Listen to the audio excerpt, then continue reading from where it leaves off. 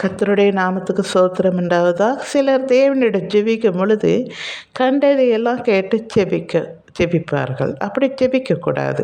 தேவையானது ஒன்றை கேட்க வேண்டும், அதுவும் நன்றே கேட்க வேண்டும். மற்றவர்களை அழித்து விட வேண்டும் என்று எல்லாம் ஜெபிக்கக்கூடாது.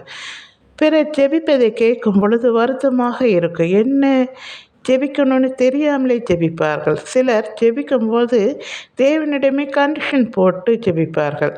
தேவன் என்னமோ இவங்களுக்கு அடிமை மாதிரி உத்தரவு போடுவாங்க, செஞ்சே ஆகணும் ஆண்டவரே என்று.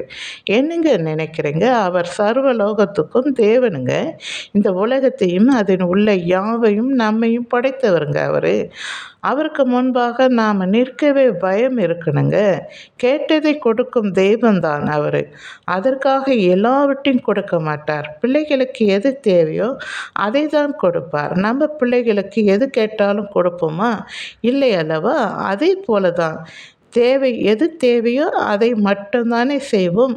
அதுபோல தான் தேவனும் நல்லதை கேட்டால் செய்வார், தீமையை கேட்டால் செய்ய மாட்டார். சில விஷயத்துக்கெல்லாம் காத்திருக்க வேண்டும். கேட்டதும் கொடுக்க மாட்டார். காத்திருந்து பெற்றுக்கொள்வது அருமையான பரிசாக இருக்கும்.